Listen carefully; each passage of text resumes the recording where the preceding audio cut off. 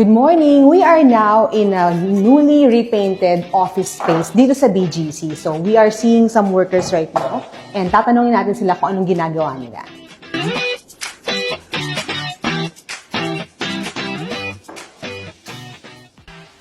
Ma'am, ano pong ginagawa natin today? Nagpo-post renovation cleaning po. Magpapa-renovate ka? Para sa'yo ang video na to.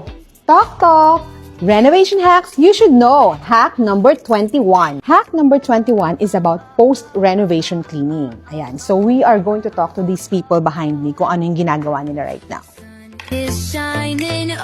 Hello ate, abalahin kita saglit.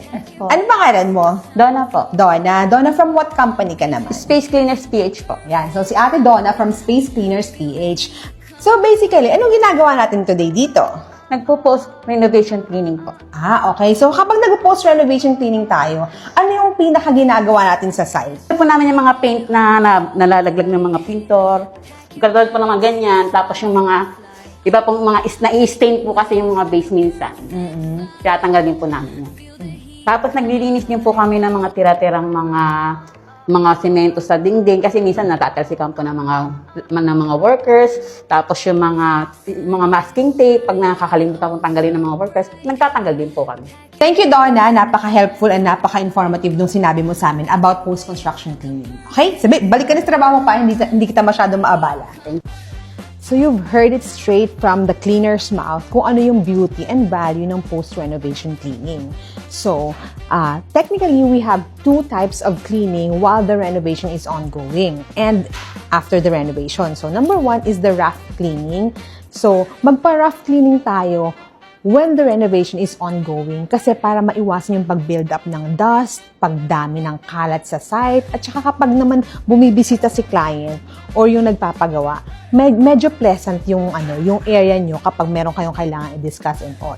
And then, second, of course, kapag naman ready na kayo to turn over the project, magpa-post-renovation cleaning kayo. So, again, whether you are the renovator or the client, post-renovation cleaning is really, really important para makapag-turn over tayo ng project na malinis, maganda, and pleasing.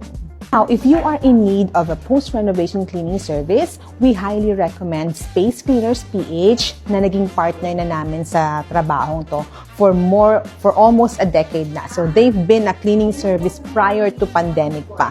So, we trust their service, we trust their team to deliver yung magandang turnover ng aming mga projects. And last but not the least, if you are in need of a renovation work, whether it is a minor or major renovation, so you can easily contact our pages or our contact details para naman ma-serve namin kayo for your dream renovation project sa bahay man or sa office niyo. That's it. Thank you for watching. Now you know.